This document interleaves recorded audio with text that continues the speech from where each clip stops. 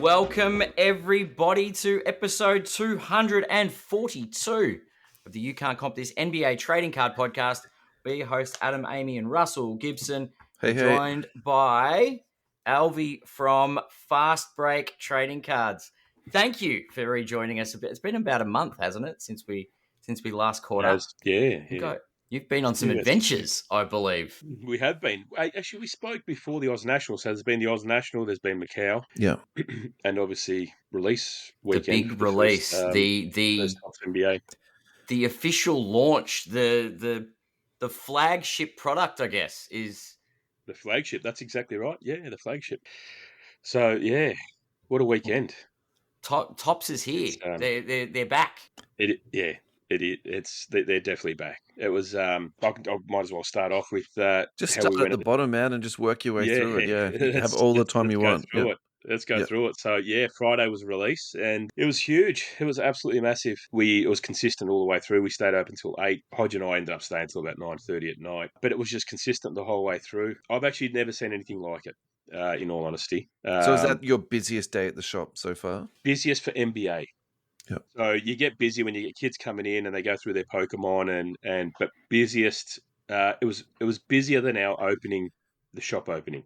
Wow. Okay, so my comparison in my head was you at the hobby day that you held. Was it as busy as that, or more people? No, not as many people in the store, but just consistent the whole way through. Whereas that was more centered. You had trading and all that kind of stuff. This is literally people coming to the shop to buy a certain product. I think the picture I've got in my head at the moment is like the people queuing around the street in New York. No, not at all. No, it wasn't. So is it people queuing down Cheltenham Road? I'm actually glad it wasn't, because it was a comfortable environment and it wasn't people waiting outside. But it was literally just consistent. Like, you had people at the table pretty much the whole day. That's great. And then but it was the volume, to be honest. I think we've sold out nearly everything in the first weekend, which is crazy. Which is crazy. I think we might have a case of values and a case of hobby left. A couple of jumbos. Mega boxes arrive in 2 weeks' time, so that's a staggered release. But yeah, that's look, it's a first for us because we weren't Panini partners, so we've never experienced something like that. Any Panini product in the past, we've got it from distributors in the States where we could, and it's arrived 2 weeks later. So you've watched the release happen, and then you've got it in a delay. Yeah, we've watched the release happen, but not like this. Like, breakers breaking, and but like you said, down at New York, there's people lining the streets, and we received a box of posters from Tops out of nowhere to give to kids, and to promote the product, and brake mats, and they actually thought about, let's make this a bit of an event. So I think we're going to do this in the future. It's awesome. We didn't really have a big event planned for this release, but organize like a release night party. Yeah, Tops Chrome comes out pretty soon, and I think we'll do something for that, because that's going to be. That's going to be exciting. That actually makes sense, man. Yeah, sort of have it like a bit of a celebration. And just to go back to that point of what you were saying about how you've never had that experience before, I think that is becoming a real phenomenon with cards at the moment, that they're super hot when it first comes out, and then even 2 weeks later, people have already moved on to the next thing. Like that, I see that momentum with breaks and cards coming out, and even eBay sales. If you sort of track the sales that are coming through, a lot of it's like Mosaic super hot for a couple of weeks, and then it's Obsidian super hot for a couple of weeks, and then it's NT for, you know what I mean? Like it's that sort of cycle almost. Yeah. Yeah, but it's actually nice to have it at the start of the year too, isn't it? To actually have it at launch of the season. First week, That's very well timed, isn't it? It's very intentional too. Yeah.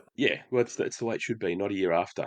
And then chasing back. Hoops should come out the first week, and I'm assuming this is like from what I've seen, this looks like a Don Russ equivalent. Is that how you describe the product? You're spot on. I saw a couple of people talking about hoops. It's not. There'll be a similar style hoops product down the track later in the year, next year, which we'll discuss when the time comes. But this is an equivalent of Don Russ. However, if you go through and have a look at the inserts that you can get, it's on a different stratosphere to Don Russ. The base cards are very similar, And I actually posted today on our social media about some of the hits, because people, we had someone in store open up a jumbo box and pull out a class of 2025 Cooper flag, and he had no idea what it was. And I looked at it first, and I'm like, oh, nice card, but let's I wouldn't know the value, Yeah. I don't know how rare it is. And I jumped on and checked the checklist. It's one in every 3,400, 3,500 packets. It's a massive card, and he sold it for 1,600. What's that equivalent? What is that equivalent? 3,000 odd packs. How many cases or boxes of? That's like I haven't done that. Yeah. Oh, that's 5, multiple 6, 7 cases. Yeah. cases. Yeah. That's massive, and it's one in every 900 jumbo box or jumbo packets. So it's a massive card. Yeah. So you've got there's so many inserts. So it's actually a fantastic product. I think the more when people first open it, they see the base cards, they're like, oh, it's pretty basic, but that's what it's supposed to be. It's an entry level. It's a base card. Yeah. But have a look at some of the inserts that are coming out, and have a look at the prices they're going for, and they will go for in the future. Big release. Not to mention the autos. You got the rookie photo shoots, which is very similar to the next day autos, which I was a big fan of. Don Russ, and that's where you got they were pretty spot amazing on. cards out of like a pretty low end product. Yeah, 100%. So I've noticed there is some autos are on card, and then other ones are sticker. Okay, but the on card ones, they're they look fantastic, man. As you'd expect, but yeah, it's a cracking release. It's we were pleasantly surprised by it, and I think the more people that came into the shop, they were quite taken back by it, to be honest. Yeah. One question I've got, because obviously last year we had the unlicensed Topps release of NBA, and I don't know. Well, I was pretty critical of the designs. I did say wait until the flagship product releases. Let's see what they're capable of with licensing. Obviously, the jerseys are now filled in. We've got sponsors. We can actually see basketball courts. We can see things in the cards. The quality of the artwork, the graphics, much better than the unlicensed release. Photos are fantastic. If you have a look at some of the early breaks where people are talking about the product, the one thing they do outline is the photos that they're using. And they're basing it off the one box that they opened. But of course, now that we're getting, we see more of the product come out. Now we're looking at the little things, like there's a card that they release is literally the first print, and it's called the first print. It's the base card, and it's a 1 of 1. It's the first card that was made of that base card. That's a 1 of 1. Now you've got to look for you've got to make sure you don't go past it, because it is a base card, but there's a little logo down the bottom. That's awesome. Like, that's completely different. That's something. That's an extra chase. There's a gold mirror card, which is it's a variation of the base card. The top symbols in gold, and the back's gold foil. Okay. But very easy to miss, but that's a super short print card as well. So there's these little finds that that you don't get with that we're not used to. The guys from baseball are used to it. Of course. I was looking for their release schedule, and I see Topps has got a bucket load of baseball releases coming out. We've only got the Topps at the moment. They've been very, very cagey on what's being released, when it's being released, which, look, I think is a very smart play. The impact that this one's had. 100%. And you'll be pleasantly surprised. We've seen it. We've had a meeting, and it's mate, it's going to blow you guys away. There'll be a lot of content moving forward to talk about. When we're able to talk about it. Yeah, of course. Have you signed like an NDA, or are you just not allowed to talk about it, or can you talk about it? Like, what's the go with this? Because I always feel like you're holding a little bit on the chamber, like, from us, Alvie. Yeah, we can't talk about it, man. But it's more so it's an overview. It's not specific. But yeah, it's something that obviously it gives us an idea of what's coming up, and it's exciting. But we have to have an idea of what's going up, because we have to plan for certain things. Of course. They never give you anything specific, because things might change, and things have to get printed. And as you know, especially in the past with Panini, things don't always go according to plan. No, definitely not. But yeah, no, it's well to start off in at the end of October, we've got the start of the NBA season, and to have a licensed basketball product that is part of this season is a great start for Topps. And the vibe has been definitely. Obviously, we've said at the beginning that this isn't Topps's like Fanatics. It's not their first rodeo. Topps have been in the industry previously, and for me, when I said they're back, all I could think of was when Michael Jordan came out of retirement. It's like Topps is back, so really excited. They're back for NBA, but they've been doing like we've been across the baseball releases. Of course. And to be honest, it's not hard to see what's going to be releasing when you focus when you've been around the baseball stuff and the soccer stuff. They're not going to change anything drastically. They're going to stick to what they've been doing, and they've been doing it working so well. Like the baseball stuff's awesome. I wasn't until we opened the shop. We weren't selling baseball. We weren't big on the baseball. Hodges, Hodgie loves his baseball, and he knows his products in and out. Yeah, and now. Being around it the last year and a half, now their baseball product's fantastic. We saw a little bit of it with the unlicensed release, Cosmic Chrome, Midnight, Inception, that kind of stuff. You can easily say that if they're going to follow the same line, that's what you're going to be getting in the future. Yeah, that's awesome. And having that as a licensed product, I think we spoke about Inception last time. It's very similar to Core King's kind of style product. Yeah. It's a really cool product. So but yeah, ironic that baseball's the one that we're familiar with. Going back to the Jordan parallel, given Michael Jordan retired from basketball, disappeared, and then he came back into basketball after his stint in baseball. Topps really following that line. There you go, man. Yeah, it is. Yeah. But no, they're well thought out. So. Every meeting, like every presentation on, I've been part of the last 2 years. These guys, the guys that design the cards, the guys that make the cards, the guys that work for Topps are collectors themselves. Yeah. And that's the biggest. That's what I take from it, and that's what everyone has to have. You have to be heartened by the fact that these guys are actually collectors. So what you want to see is what they want to see as well, and they're putting into products. And the amazing thing is, we have when we have meetings with them, they actually listen to us as store owners as, hey guys, let's get a feel for what's going on in the street. Well, this is what's happening in the shop, and they take it on board, and that's fantastic. Yeah, that's a direct line of communication between, let's say you two, we're having a discussion. You guys, consumers in your shop. Yeah, I can actually go back and say, hey guys, this is what's happening, boots on the ground.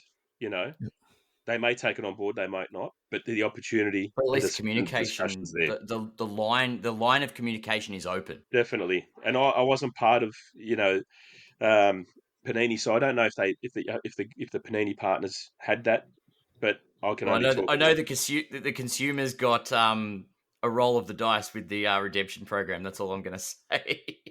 Yeah. But like I said, I don't know the answer to that question, but I can't believe that anyone had communication with Panini. Full stop. Yeah.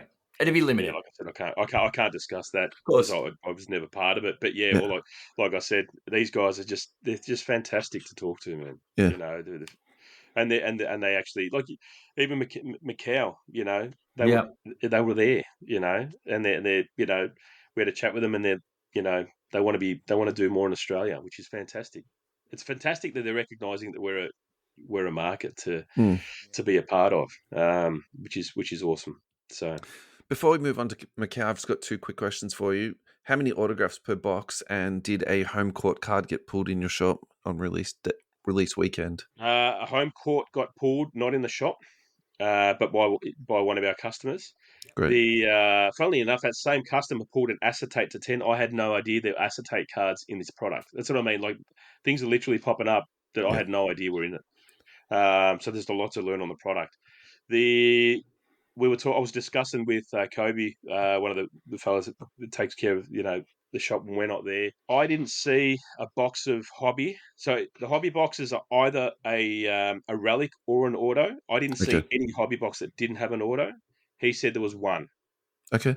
Out of cases that were sold. But by all means, I don't know what happened at home. But from the ones that we saw in the shop, general consensus was there was an auto. Mostly it's one autograph per box. Yep. In the jumbo boxes, there's a guaranteed auto and relic. I saw jumbo boxes that had 2 autos and a relic in the boxes. Yeah, right. So, and we've seen this across Topps products. You know, look, there might be a box. You know, might not have an auto, and but it's I saw that with NBL. It had no auto or relic. I think it was. That was one box, and then there's other boxes that have got 2 autos. You know what I mean? So most of the time they over deliver. Interesting. So, but yeah, it was. Each box also has, so the hobby box has also got an extra packet inside with about 4 or 5 cards, which is a 45th anniversary, and then the jumbo boxes have got 2 of those. There's also numbered cards of those in those packets, and also autographs as well. So, I don't know if you guys have seen the All Kings insert cards. It's on a King of Hearts, but the black border. Oh yeah, the black border stuff. They look hot. Yeah. They're wicked. We haven't seen any of those pulled out, but they are amazing. And then Hodgie opened up his box. I think it was a Comic Court. I think it was called, and I think they're 1 in 700 packets. It's an insert card, and they look fantastic. They look like net marbles. Okay, really cool card. Yeah.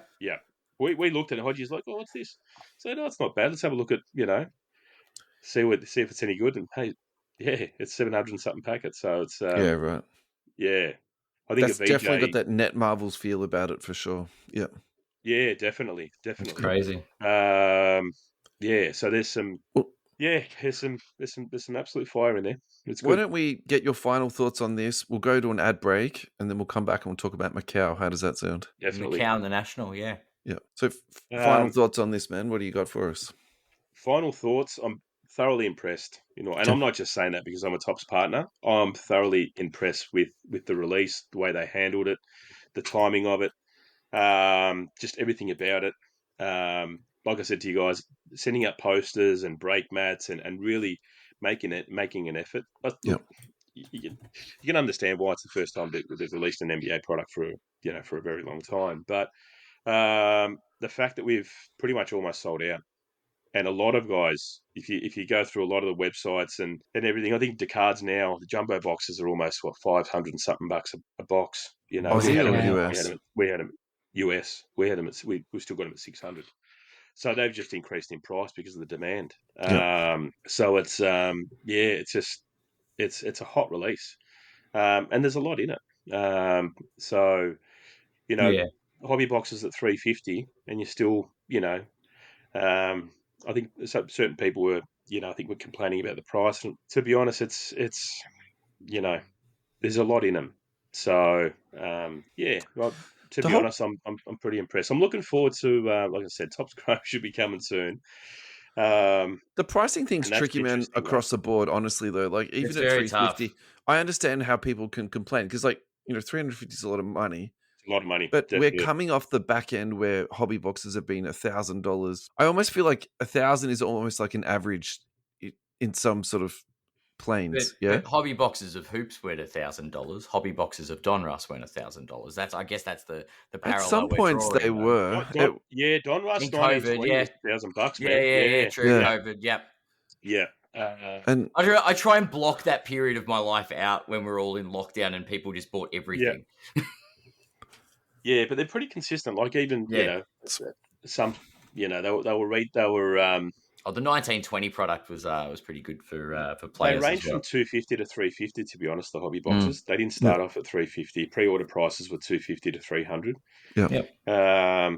So hopefully it stays around that price, man. That would be lovely.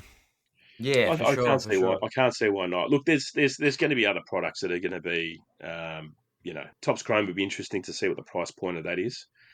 So but there's you've got hobby, you got hobby jumbo, you got Breakers Delight, you got values, and you got megas. So you got a large variation of but we don't know the configuration, what it's going to be, whether it's going to be one.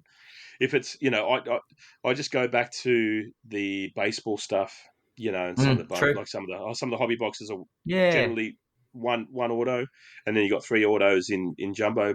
In some products, Breakers Delight 3 autos. So yeah, We just have to wait and see. So, but it won't be too far away. All right, let's go to a break and we'll be right back. This advertisement break is brought to you by Fast Break Trading Cards. Head to fastbreaktradingcards.com for all of your card collecting needs. Also head down to 75 Tulip Street in Cheltenham, Thursday and Friday 12 till 6, Saturday 9 till 5, Sunday 10 till 4. Alvaro, I'm going to put this back to you. In 3 dot points, what is the best parts of coming down to Fast Break Trading Cards? Well, I had a discussion with someone. You might see me sipping the water. There's been a lot of conversations this weekend, so I'm struggling a little bit. You're a bit hoarse. One conversation I did have with someone yesterday, he comes in, he goes, "Alvie, every time I come in, there's just different cards." And I said, well, when you come into the shop, it's unique because you don't see these cards on eBay. You don't see these cards anywhere else. If we want to sell cards quickly and move them, we send them to Fanatics Collect. But the rest of the stuff stays in the shop, man. That's unique. It's something that you're not going to get anywhere else. Well, it's a one-stop shop. There's grading, there's consignment. You can buy singles, you can trade singles, you can sell your cards. We've got a wide range of products, ranging from One Piece, TCG, Pokemon, and then we've got all sports. Also memorabilia. Aussie market can't get a hold of Fanatics product. You come to the shop, Alvie, I want this jersey, mate. I'll see if I can. I'll ring the rep and see if we can get it for you. If we can, let us know, and we'll bring it in. Great. So yeah, and the third main point would probably be education. I think it's very easy to buy online. You can buy a box online. You can open it up. You don't know. You got to do your own research. You come in the shop. You open in front of other like-minded people. If I don't know what something is, I'm sure there's someone in the shop that'll tell you what. And if not, we just look into it together. Yeah. But it's the conversation, education, especially with new collectors. We've got a lot of people coming in that are not specifically related to the hobby, but are becoming part of the hobby. And that's what I say to the guys when they do these shows. Bring in flyers, because most of the people that come into the shop will not be on your Facebook pages seeing. They're not on your Instagram. They're locals of the Southeast Melbourne community that come into the shop, and we're educating. That makes a whole lot of sense. A year and a half later. Yeah. Year and a half later, we've still got people coming in. Hey, I was a collector in the 80s and 90s. I want to get back in. All right, where do we start? So, and that's what I love about it, because it's, bought a couple of old Beckett magazines, what the prices were in 1994, early 2000s, and what they are now. And goodness gracious. Yeah, so to piggyback on what you're saying, as someone that's been down to the shop a few times, I can say that the best experience is the people, both sides of the counter. Like, everybody's always happy for a chat, learning about new cards, Like, I came down to the last trade day to learn about Pokemon, and the amount of people that just were happy to speak to me, that just wanted to engage and talk about their stories and their experiences with cards. You don't get that in the online space. You get that in the in-store space. So you guys should be really proud of the community you've developed in that area. And I travel from the CBD, the city, to come out and see you guys, because that's something you just don't get everywhere. Appreciate it, man.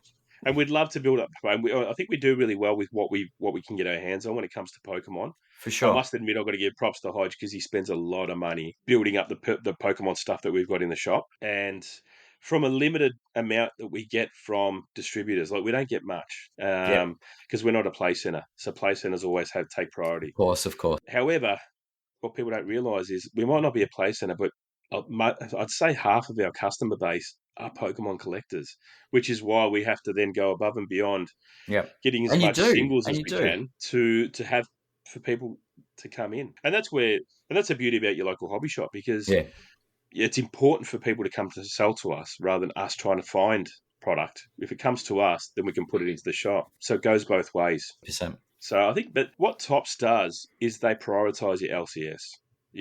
Having a local card shop. There's nothing like it. There's nothing like it. Definitely, without a doubt. Yeah. You can have all your online stores, but there's nothing of physically going in, hanging out with people, watching sport, ripping a pack, and just talking about cards. Like, that's what we did as kids. That's what the hobby's all about.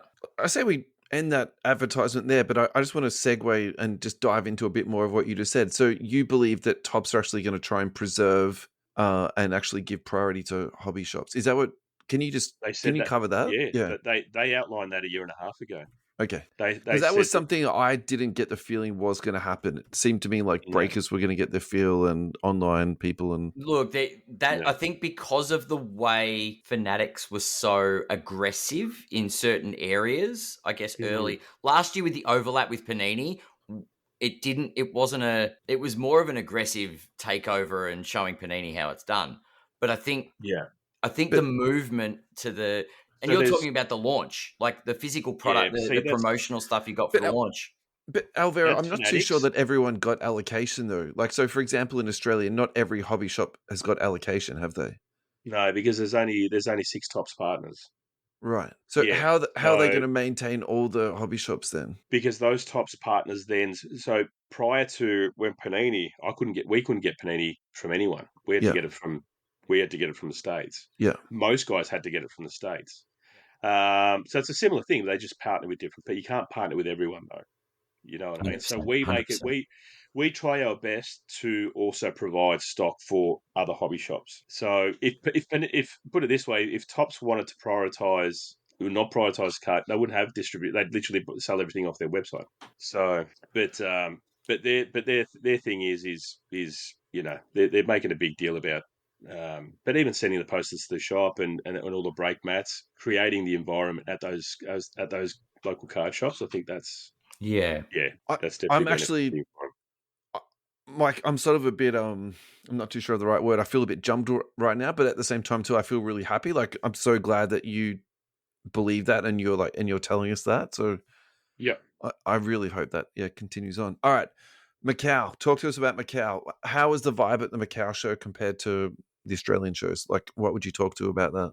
Macau's, how do we explain it? The biggest cards that you'll see. Okay. Money, massive deals going down. The one of the main differences when we get to a card show in Australia, we're there about 7:00 in the morning. We got there about an hour before start time, about 9:00, and guys were still setting up at 11:00. But it goes till 8:00 at night. Oh, okay, so it goes later. Like, it's not a. That's an Asian thing, though, isn't it? Like, they're not early starters. They're kind of like mid-morning to sort of like brunch, lunchtime sort of retail opening, isn't it? Yeah, that's right. Yeah. So even when we were in Hong Kong, things were open until about 10:00 at night. They weren't open until about 10 in the morning. Yeah. But you're right. That's it. That's the culture. Yeah. But mate, it was just dealing the whole day. It was crazy. We were dealers, so we didn't really walk around as much as we did last year. We were more focused on what we were doing at the table. Yeah. Yeah. We did see some massive cards, huge cards. I think there was a couple of guys.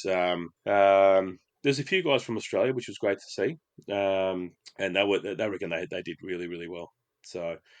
What's the space like there? Like, is it? Yeah, it's massive. So one whole side is. I don't have the figures. So that's something I probably should have looked into. That's okay. But I can probably get the figures for you next time. But just make up some numbers, man. We don't fact check on this show anyway. It's okay. But there's always going to be someone that will. I'm sure someone will correct us. Yeah, there's one side of just all tables, and the middle of the show is all activation. You got PSA, eBay, whatnot, Panini, Topps, Fanatics, and then last year they had the table spread out on both sides of the venue. Right hand side this time they just had tables for breaking, so that side was actually quite dead this year, from what we could see. All the action was on the table side, so. Even the guys that live deals, so it was all live dealing. It wasn't about the online presence. No, it was just, mate. It was So if they spread the tables on both sides like they did last year, they'll have more people walking through the activation zone. So that's probably something we'll have a chat with them about as well, just to spread it out a bit. But it's huge. Like, it's the money that gets around there is unbelievable. The cards that are there, phenomenal. So if you're going to go there, you got to make sure take some big cards. Because you're gonna be moving them. I think Josh Roth was. I saw his page. He goes, man, some of the biggest cards you'll see. So insane. I think he did a video on YouTube as well. It was actually some big cards getting around. So much bigger than Australia, but how about in comparison to the States? Say the National. So the way I look at the the Macao Card Show, anything Panini era to current, that's you got 1-of-1s, Nebulas, Logo Man. Okay, Massive. wow. When we go to the National, a lot of vintage, a lot of Tom Brady, a lot of Jordan, a lot of Kobe. Well, there's a lot of Kobe here as well. Don't get me wrong. I was going to say Kobe was the most popular, but like, is Kobe more popular than Jordan in China? Steph Curry was our number one seller. Okay, so we were buying Steph, putting it down, and it was just reselling. So from what we could see at our table, Steph Curry was the one. Crazy. What was the biggest card that you saw for the show? There's a fella called the Logo Man. He's got a shop in Hong Kong, and he had an activation, and it's literally just Logo Man. And then he had the whole set of Eminence Kobe autos in a frame, and it was huge. I don't know how many there are, 30 or something, but it's just ridiculous, man. That's insane. So did he go with security, or did they supply him with security? Like, how does it work for something like that? To be honest, man, it's Macau. You don't. Yeah, there's people there, but it's not as if it's tight security. Like it's not packing them. Like, where are you going to get to? The Venetian is so big. You pretty much got a shopping centre the size of South End in the hotel. It's massive. It's trying to contextualize it all. Yeah. Well, in that hotel, the Venetian where they had the show, they also had the preseason game, the Suns versus the Nets, in the actual hotel. So they've got a basketball stadium in the hotel. Well, it's a stadium, but they obviously have shows and so forth. But wow, that's how big this place is. It's big enough to host a basketball game and a card show on the same weekend. Yeah, and you've still got a shopping centre the size of probably our second biggest shopping centre in Melbourne. It's huge. It's massive. You're selling it, actually. That sounds pretty great to go to. I thoroughly enjoy it. It's just awesome. The vibe's fantastic, mate. Everyone's just friendly and mate, it's a fantastic vibe. So check out next year's a big year for us when it comes to card shows. I think I think I've mentioned in the past we're going to start taking it. We'll start going a bit more interstate, and then potentially head to Bangkok. We got invited to the Bangkok Card Show, but that was the weekend that just passed, so it was too soon. There's also Hodgie might go to the Singapore Card Show, which is in December. They've also got another one in June, July. So we know the boys that run that as well. So so I think next year we'll venture over a little bit more to the Asian side of it, because mate, they're massive hobby. Participation in Asia, and hopefully we get them over to Australia as well. Yeah, but they're a big player in the market, and that's huge.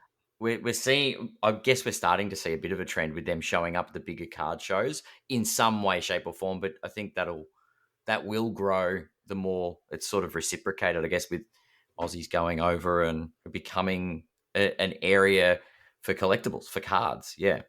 Sure. I saw a couple of the local boys on Facebook, NCM, that they'd actually gone over there and had their own table. If there's any of our listeners that are thinking about venturing over there and getting their own table, what's your advice you would give to them to give them a bit of a step forward? Go and check it out first, and then, which is what we did, and I'm glad we did, rather than just venturing over without kind of sight unseen, because you do get a feel for what you need to take, where to stay. Because in saying that, you got it's so big.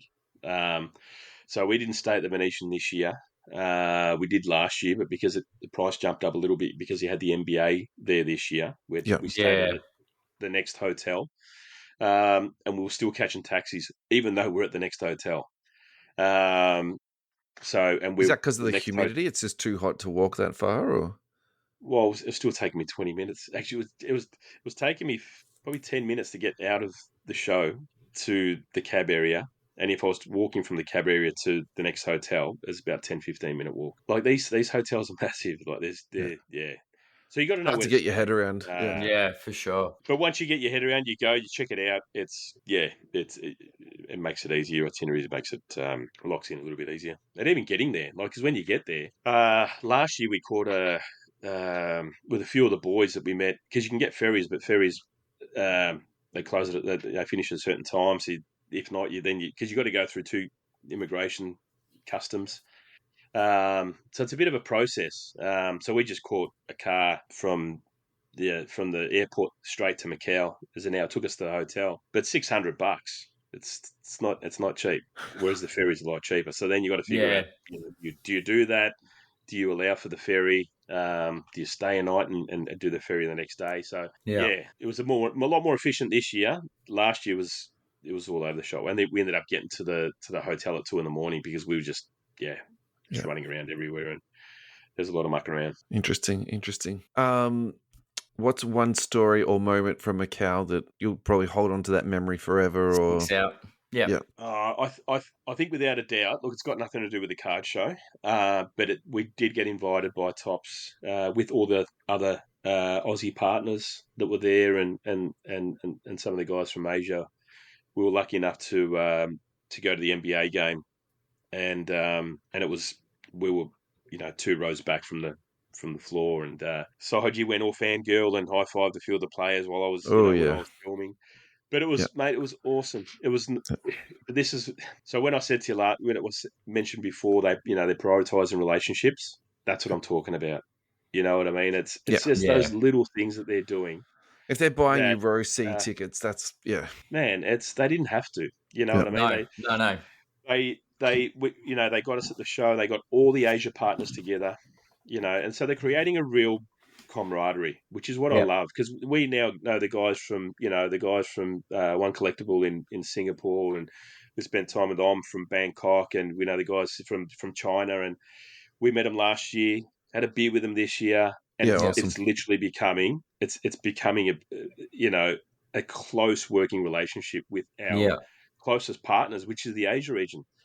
So when I say they prioritize, this is what I'm talking about. Like, they're really making a concerted effort to build a team that's gonna create a positive vibe throughout the whole community. You know what I mean? It sounds like they're really keen on the experience, not just for the consumer, but for those that represent their brand. Definitely. Because then it relays into the product itself. Yeah. You know what I mean? Yeah. Into the experience. Like, they didn't have to do what they did at Collect Fest with the activation. No. But we asked, and they said, yeah, let's do it. You know what I mean? And they're keen to explore the options again, to do the same thing and create that experience. Because that's so what you saw at Collect Fest is what you see in some of these bigger shows. Those kind of activations where you can bring some of the basketball players, or some of the local sports stars, and they can meet the people that come to the shows, and get some autographs for the kids, and so that's what you want to build. Yeah, for sure. Build on that experience. Anything else you want to talk to us about Macau? Just give it a bit of an open floor. No, I think we covered it all. Look, you happy? To be honest, if we actually, it's a bit boring to talk about because we were dealers. So we were literally the whole time. You were just at the stand doing deals. You're at the stand and you're willing and dealing. So I think I gave you an overview of, general overview. I think if we went back as customers like we did last year, I could give you more stories because there was a lot more to talk about. But I just look, to be honest, I just can't. If you ever get the chance to go to a card show outside of Australia, go to the Macao Card Show. It's just easy to get to. All right, I've got one. I've got one for you. Is there anything you learnt as a vendor in Macau that you would bring back here to do at, say, the National or a Collect Fest or a Hobby Hangout? Yeah, we already did. We did last year, and that's why we did Collect Fest. Okay. Yep. So we. So even though we weren't vendors last year, we did get a good idea of how we should do things, and we brought that back. Excellent. So if anything, we brought what we do in Australia to Macau this year because we just set up a table, put some cards out. Hey, let's deal. Let's buy. Let's go. Yeah. Okay. Yeah. So awesome. we got all our IP last year and we brought it to Australia. So excellent. But what I'm keen to explore next year, in all honesty, apart from the smaller shows, I want to see what they do at Fanatics Fest, because that's next level. Yeah, that really is. That's gonna be Customer experience. Like, there's nothing like that. So we're we'll probably plan to go there next year, and whatever we can bring back from there, I think then we may be tight to the year after. Yeah, and so their focus was more like as an experience, as an event. Like, they had lots of celebrities there, and they had Definitely. Like, you were using the word activations before, but I think from what I saw of the Fanatic stuff, like, that was the true definition of an activation. It's actually, you go there and you participate in an activity. And the other thing they were talking about too with Fanatics is it was so successful. Basically, they're going to extend it out. Like, there wasn't enough time to get everybody through to look at everything. Like, that's how much entertainment they had there. So definitely, and have a look at all the celebs that went through there. It was crazy. True. It's next level. Obviously, we can't do that way here, but I think there's certain things that we can potentially take from what they do over there, and maybe you bring can still bring like create B grade Aussie celebrities there. I still think people would be interested in that. But this is like, stuff. It doesn't have to be Tom Brady, or Dwayne Wade. Like, in Australia, we had you got Dyson Daniels, you've got Josh Giddey. They're Australian in the personalities. States. Yeah, sure. But if they're in the off season, if it was the off season, you'd be able to get those guys down for sure. You've just got to time the show. Yeah. For when they're doing. If you want Josh Giddey and Dyson Daniels, but there's other guys who are currently residing in Australia. But why wouldn't you plan a show for like an August or September and plan for Giddey or someone to be there in the off season and just try and plan it down the track? I mean, if the guy's injured, he's injured. But do you know what I mean? Like, here's an appearance from a local celebrity. Yeah. And someone with Fanatics' level of swing can influence things like that. So, I mean, that's a consideration for Australia. Never say never. Let's see how we go. All right. I've called this next session rapid fire to say goodbye. So it's going to be just quick hitting questions. Yeah. True or false? You were seen playing blackjack at 2:00 in the morning in Macao. False. In Macao. Completely false. I'll have a bet on a horse, but I will not sit at a table. My son and Hodgie, 100%. Okay. I had no evidence of that. I was just digging for dirt. What's the wildest card you've ever seen walk into the shop? Hey, I didn't tell you the story. Talking about the wildest card. So on Friday night, we Hodge and I said, mate, like, what a great day. Like, let's rip a couple. And now you deserve a couple of boxes. Yeah. I don't rip boxes. We had a couple of boxes of Prism Black there. Like, mate, that era's gone. Let's just rip it. All right, let's rip it. We ripped the first one. Prism's dead. Nothing out of it. There was nothing out of it. And I just like, let's go again. He goes, I'm going to go again. I was like, all right, let's do it. Anyway, we're halfway into the box, and I said to Hodge, I picked up the pack, and I've got video footage of this, by the way. I will share it. Picked up the pack. I said, there's a colour blast, mate. I said it twice. Opened the pack, moved the cards, saw the white border, slapped the table. Dude, there's a colour blast. He rushes over. We go through it. You wouldn't believe it. It's a LeBron James Color Blast. Wow. Yes. Congrats, guys. We posted it on our social media. So, to be honest, that is literally one of the biggest cards that's come through the shop, and it happened Friday night. So I'm glad you asked that question, because, that was crazy. I hadn't opened a box for over a year, to be honest. Yeah, right. Apart from blasters, every once in a while. But so I'm still excited by that. No, you should awesome. be. Congrats. That's awesome. If you could open one case from any year or set, what would it be? Oh, that's a really good question. You know what? I'd like to find, and I'm not going to go, you're not going to go, too far in the past, but I wouldn't mind opening Contenders 1920 to see if I can find some of those Kobe autos, those last final year Kobe autos, because I think that they mean a bit more. You know what I mean? That's the last on card Kobe auto. Yeah, I'd like to. Good answer. Great answer. Yeah, I saw a green shimmer at the National about 2 years ago, and I'm like, it's just such a beautiful card. Yeah. And they only come out of retail, those ones. I just wish I had the money at the time to buy it. That's right. That's a hindsight thing, though. Hindsight, right? Yeah, but you could have just bought Kobe autographs for like a couple $100, 12 months, 2 years ago, right? Like, definitely. But that just for a bit of that'd be fun, I reckon. Yeah. What song would be the soundtrack to a busy day in the shop? What soundtrack? K-pop Demon Hunters is on high rotation in my house at the moment. Well, it's got to be Golden then, because my son would not stop listening to Golden. That's Yeah. It's That and just like a Hilltop Hoods. plague. I think the Hilltop Hoods, man. I'm just a massive Hilltop Hoods fan. So I think Great. the song that we did our video to on opening day was Hilltop Hoods. So anything Hilltop Hoods, that's us. Yeah. What's your favorite player to collect? It's still Kobe White. Wow. And now Josh Giddey. Oh, it's always been Josh Giddey's always been my second. So, but Okay. my biggest PC is Kobe White. We're 2-0 this year, so Yeah. Very nice. I'm loving what they're doing. Yeah, I've got both Giddey and White in my fantasy NBA team, so I'm hoping for big things. Yeah, I hope White doesn't come in and disrupt what's happening at the moment because Ray Jones is doing well, and Ayo's doing well. They're actually playing with cohesion. It's actually nice to see. Early days. Thank you so much, Alvaro. We would love to have you back on the show again, and we've got more questions to ask you that I think we should hold in the tank for next time. And no worries. Really appreciate your time and everything you've done for us. Hopefully, next time we come back, even if we want to do something, just during the week or whatever it may be, for a quick 10 minutes, it'd be great to talk about when, even before or after the release. But Topps Chrome, I'm so excited by it.